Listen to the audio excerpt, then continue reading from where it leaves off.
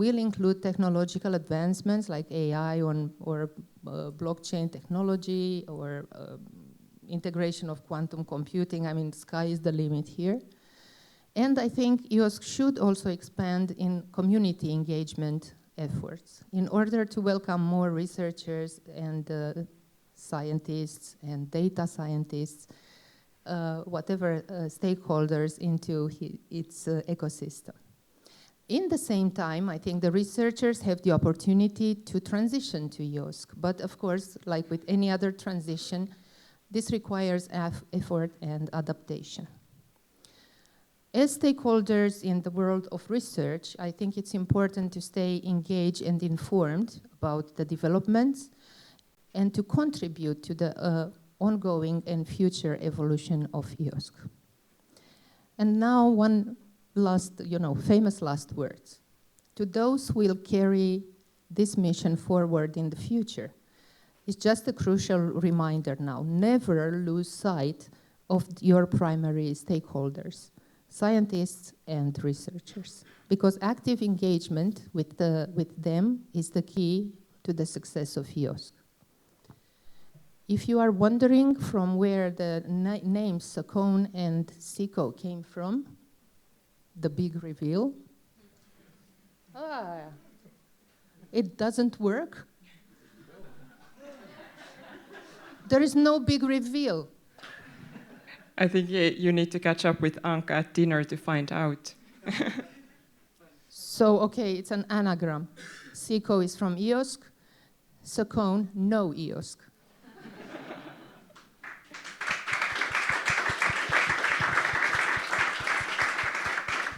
I was planning to do this. Okay, the next one is Cătălin.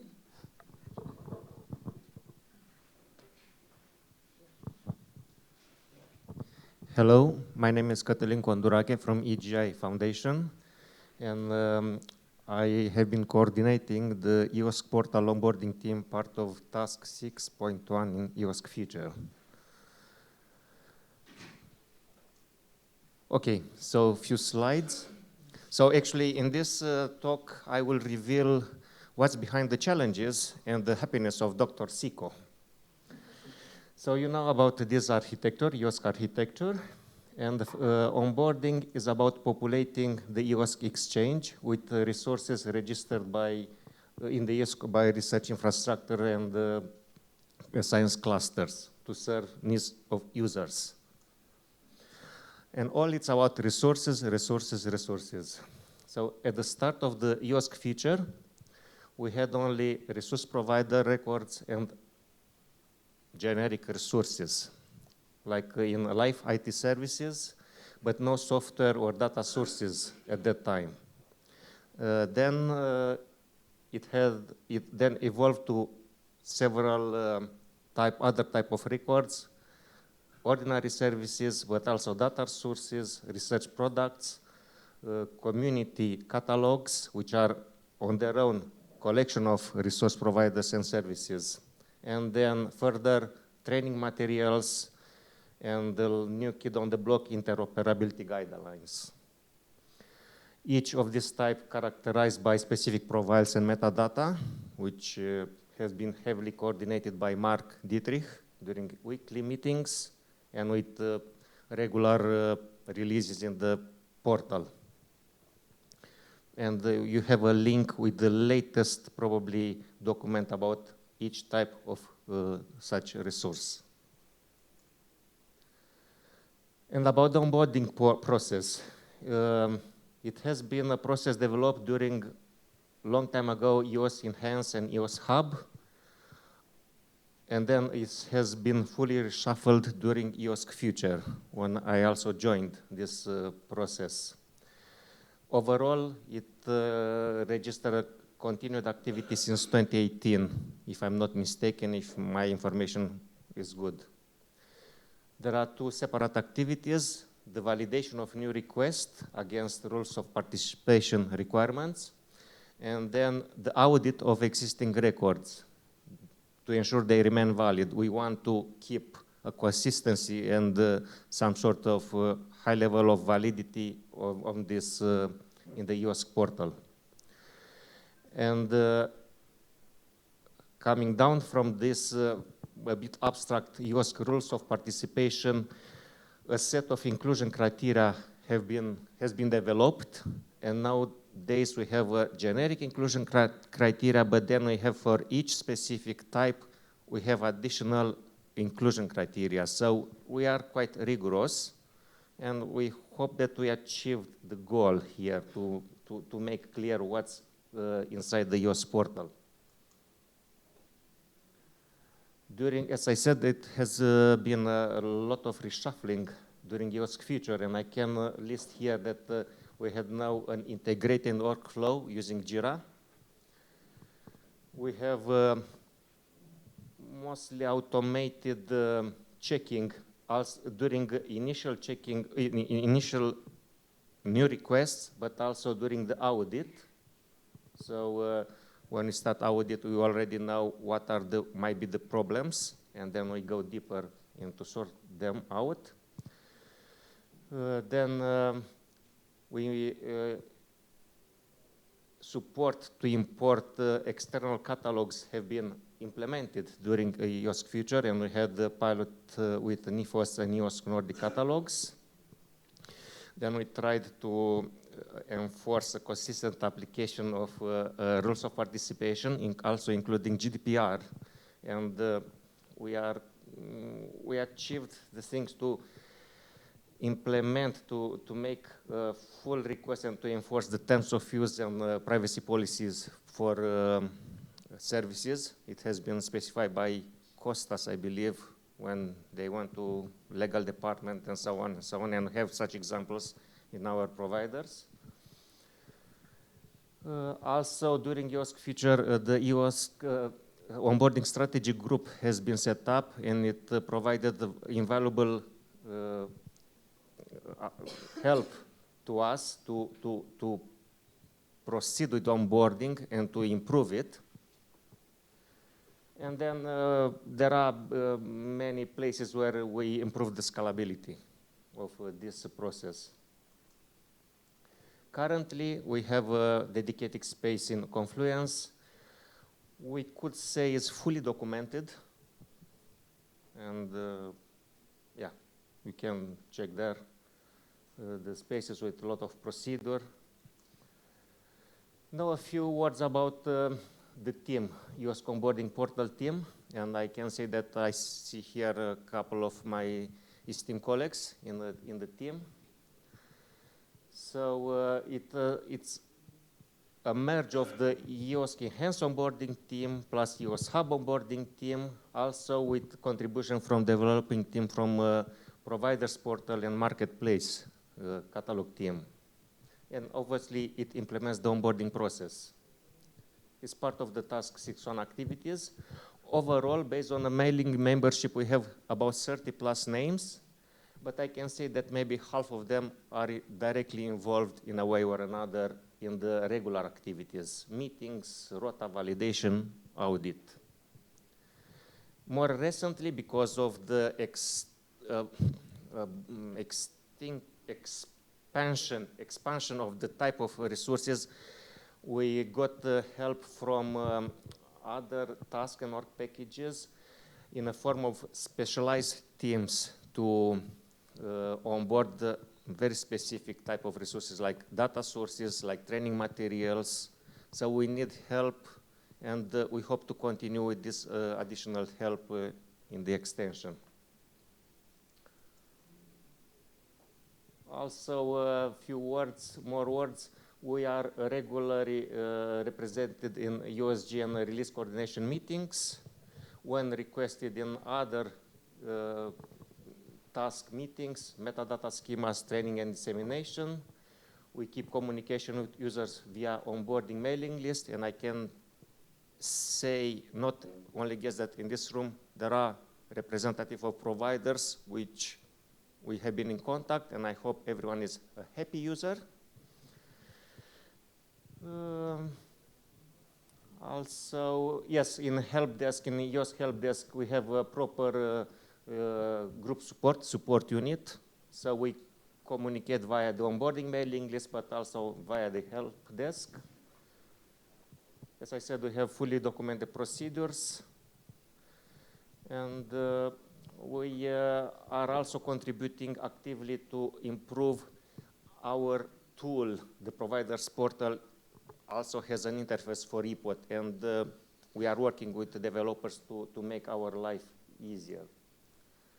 More things, our impact, we can say that ePOT impact, we coordinated, we participated, organized webinars, training workshop on those privacy policy and terms of use, onboarding within API, contribution to various events, Providers Day in 2020, EOSC Days in France 2020, contribution to profile releases, again, this specific things related to GDPR, legal status of resource providers, also another thing which we worked actively with providers to make things right.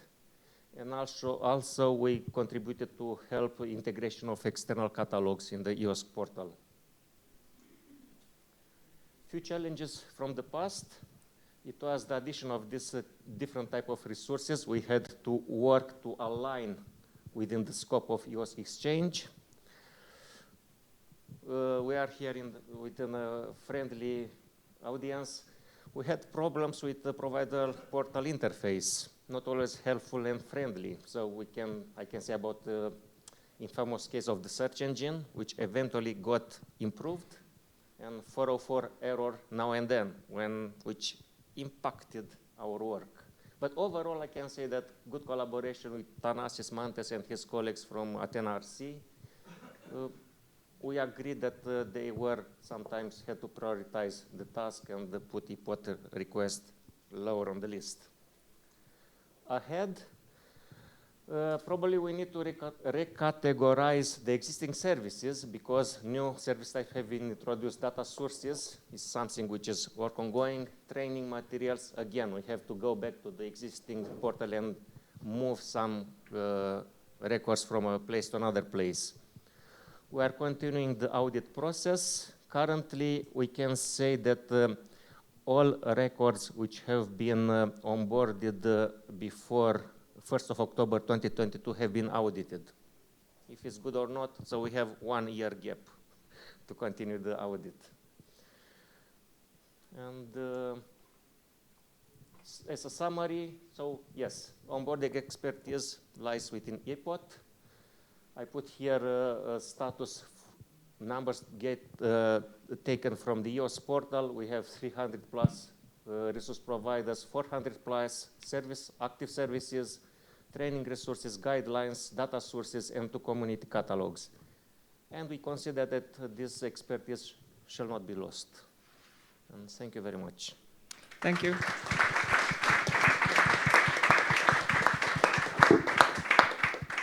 Okay, thank you. We are running a bit late of the agenda, so I suggest that we skip the questions. And if you have a question, please send it per email to the address that you got from the participation email from the symposium organizers. I can get hold of the questions from there and organize answers to you.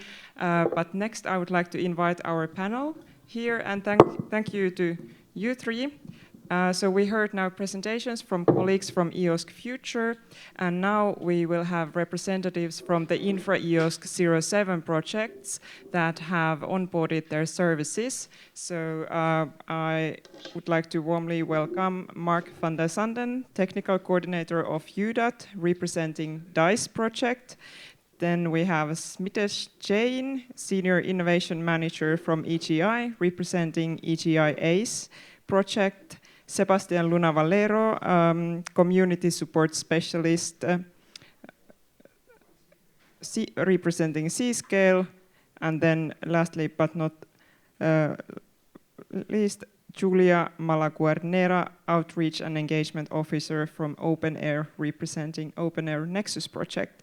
So welcome everybody. I have a few questions for you. So as a starter, could you please briefly explain in just 1 or 2 sentences what type of services your project has onboarded? And if we start maybe, who has the microphone? Yeah. Go ahead. Thank you. So my name is Sebastian. I'm representing CScale, and we have onboarded 3 services into the marketplace. Feathers Data, the other one is Earth Observation Metadata Query Service, and the other one is OpenEO Platform, and the 3 of them are basically trying to make life easier for researchers working in Earth observation to basically discover, access, and process data, Earth observation data. Thank you. Hi, so I'm Smitesh. So we onboarded through EGI's 54 services, so I'm going to have a lot of difficulty trying to summarize that within a minute. But I'm going to use Anka's story about Dr. Siko a little. And thanks for providing some of the screenshots because that helps with the thing. If Dr. Siko does go on the platform, he finds computing and storage services like EGI Cloud Compute or EGI High Throughput Compute. He also finds, keeping on with the story, horizontal platform services like the EGI notebooks. And using these, he can build his own service, which is what we call as the thematic services. And then he can onboard that also on the platform. And in all of this, if we add up, we contributed about 54 services, as I mentioned in between. So it's a wide range of computing, storage, generic platform services, and also data analysis and thematic services. And that represents about 1 out of 6 services on the EOSC Marketplace, so that's quite significant. Hello, I'm Mark van der Zande. I'm representing DICE. And within DICE, we have been focusing on onboarding data management services so that you can support the whole research data lifecycle with the services. So that goes from data discovery services, data repository services, PED services, services for implementing data management policies, but also services for personal project workspaces, as for example that you want to store your data or share data across different communities domains. We have been also onboarding resource products because one of the services is the data discovery service, pt.2, and we have made also about 1 million data sets discoverable through EOSC.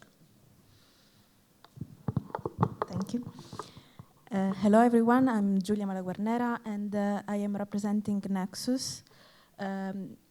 Thanks to this project, OpenAir was able to onboard new resources and to enrich the catalog of services that are related to scholarly communication, and in particular on discovering data resources, publishing, and also monitoring open science activities during the life cycle of the research life cycle.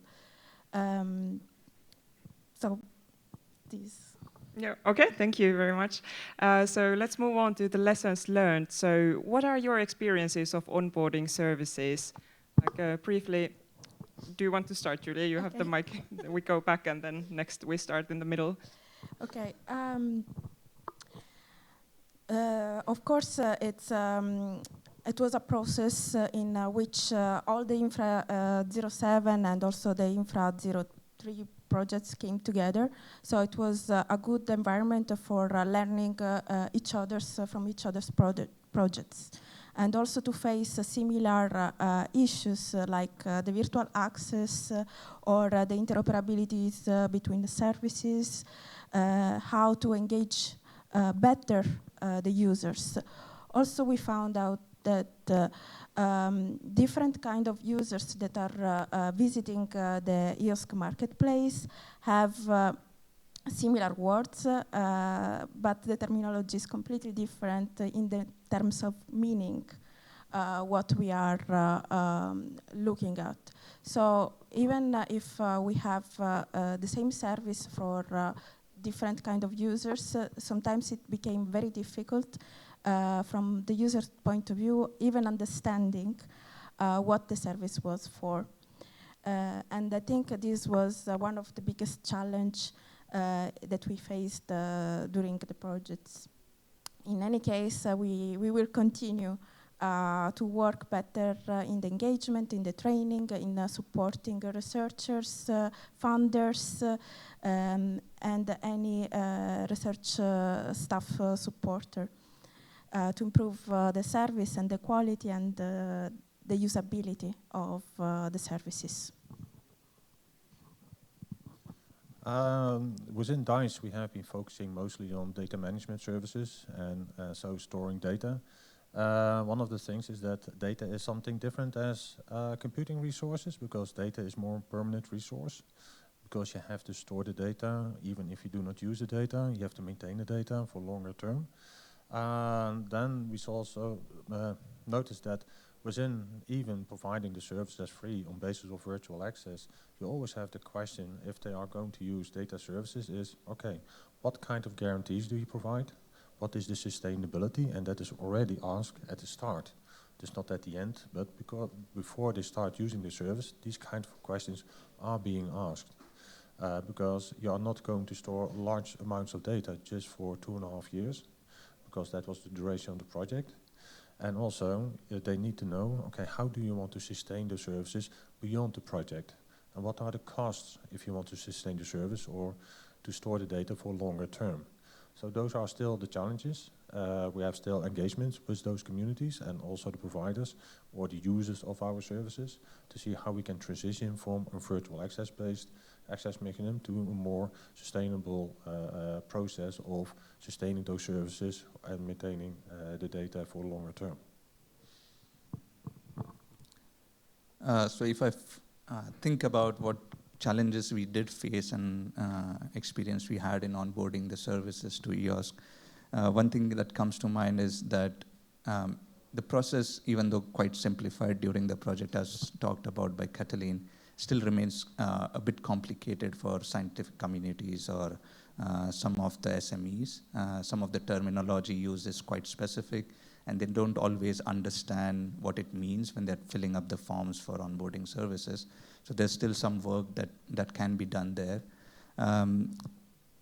Another thing that's there is composability, right? And somewhat mentioned by Anka again, is the current description of services and everything doesn't support composability. So it doesn't allow researchers to figure out which service to use and which services they can replace with another service which is available in the marketplace. So there's some improvements there that can be possible as well. And from our point of view, going through the form to onboard services, we find it nice because it's kind of it was like a checklist for us. So when we wanted to publish one of the services, the form was asking, can you provide a link to the documentation? Yes, we have that. Can you provide a link to the training material? Yes, we have that. Can you provide that mailing list for contact for help? Yes, we have that. So basically it was like, yeah, we have everything spread across different places. And thanks to the form, we said, okay, it is very nice to put everything around the service together in the same place. So it's easier for the user, but it's also good for us to gather everything together. So it was a good thing to do.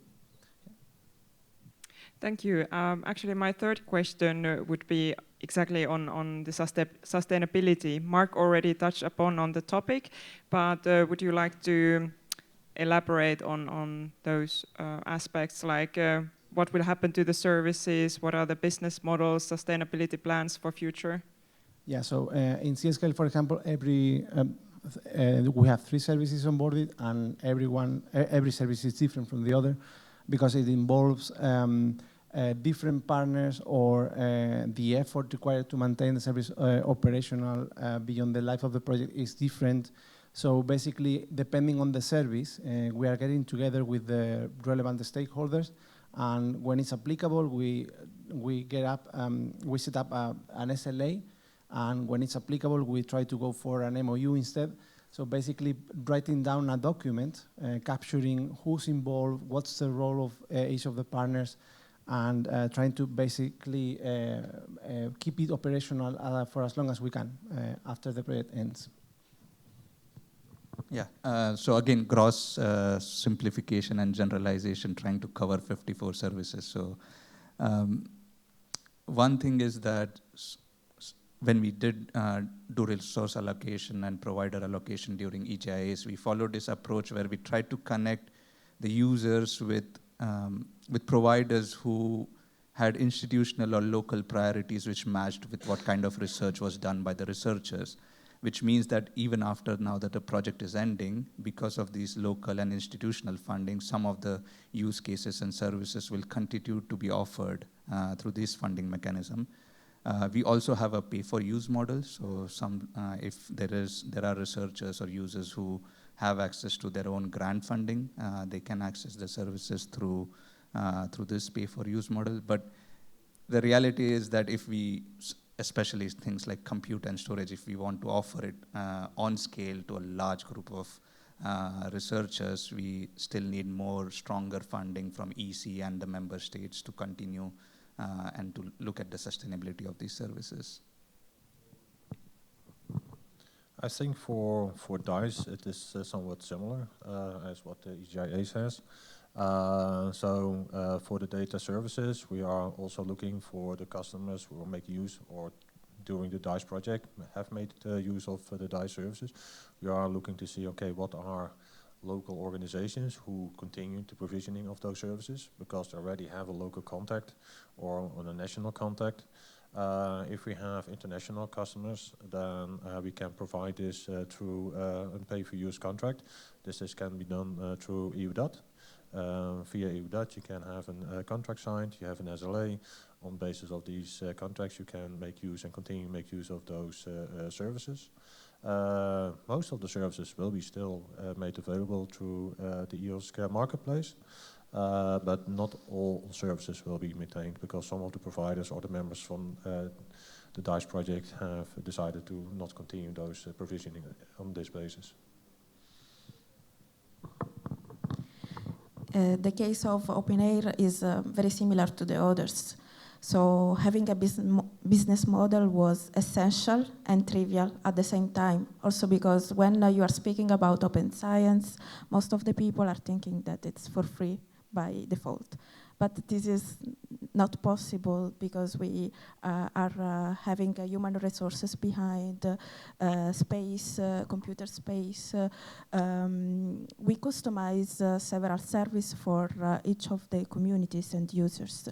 So what is happening in OpenAIRE is that we are allocating, we are asking a price for just the services that are customized and on demand.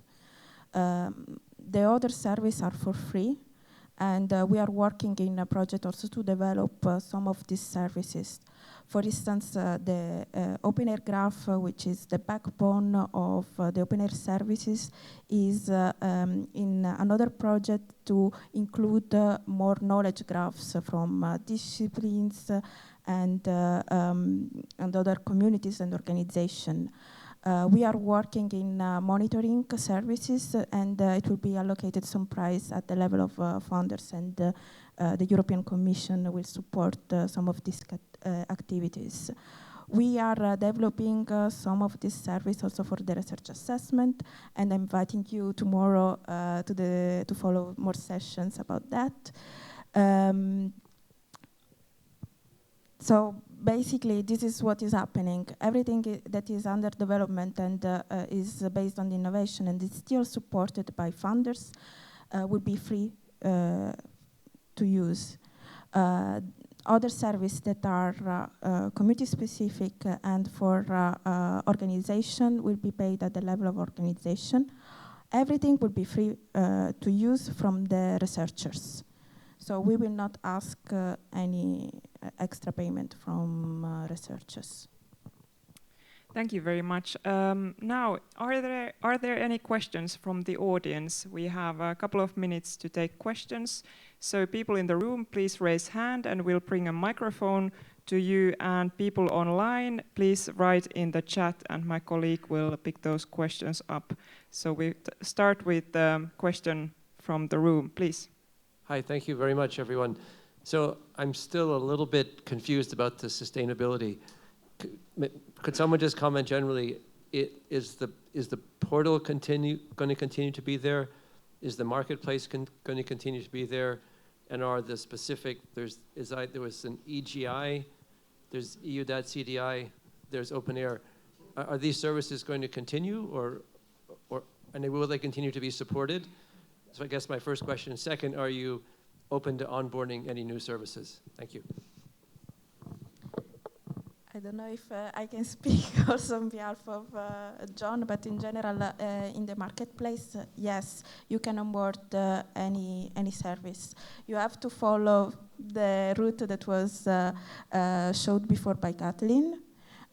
So you go to the EOSC portal, you find the place that is EOSC for users, and then you follow all the steps, and eventually you can contact the help desk to have extra support. Or what we did in the case of the EOSC DAH was to help to support small medium enterprise to enter with our organization. Some of us are service providers, probably all of us. So we can include some services in our catalogs and facilitate the onboarding process. The marketplace is going to stay. I think if you look at the marketplace, the continuation of the operations of the marketplace is also part of the EOSC procurement. So from EOSC Future, it will stay, it will be maintained until the handover of the marketplace and the EOSC platform to the winners of the procurement. And that is the sustainability from the EC point of view. And for the others, I think the sustainability of the services are being provided by C-Scale, by EGI, by EU.CDI, by OpenAir, and these are continued. Therefore, we can provide those services, the continuation and the sustainability of those services, and the EOSC is an additional channel to make those services available. Thank you. Thank you. Thank you. John, did you want to say something on top of that? Mark covered it, thank you. Okay, and next question. Yes, okay. Thank you for this panel discussion. I know that the number of services registered in the marketplace is increasing, but how about the services, like Mark said, some services decided not to continue, and then after the project period, yeah, that's more likely happen to a lot of services. Are they going to be still in the catalog, or who's going to be auditing the EPOT, or so if it's, or just a link will be disappear. I don't know how it's going to look like in the catalog. Thank you. As part of EPOT task is the audit. So depending on the effort we have, we continue the audit together with the onboarding new requests. So as you said, we have a year gap. So we can accelerate or we can stay behind. But anyway, when we proceed with audit, we check everything and we contact the provider representative. And if there is no communication, we ask, try again, and at some point, based on our procedure, we can deactivate the resource. It will stay there in the database, but not visible. But I think it is two ways, because that is from the part of the EPOT team to audit if the services are still available, which are registered. But I think it is also from us as a provider. If we are not continuing a certain service, then we have to retract the service and disable the service. In the system, you can unsubscribe. Yes, you can do this. Unsubscribe. And then another quick question. So the EPOT will be supported by the procurement after the EOSC Future? Short answer, yes. Long answer, I believe so. At the moment, EPOT has mandate to continue during the 6 months extension of EOSC Future. If we are going to do the same role with procurement, we don't know. But I think it is still part of the procurement that the winners need a kind of onboarding process to sustain that onboarding of resources into the marketplace. Depending on who wins, the team will change or the team will not change. But that is depending on the winners. Part of handover, we prepared full documentation. I would say we are already ready to hand over to whoever wins on 1st of October.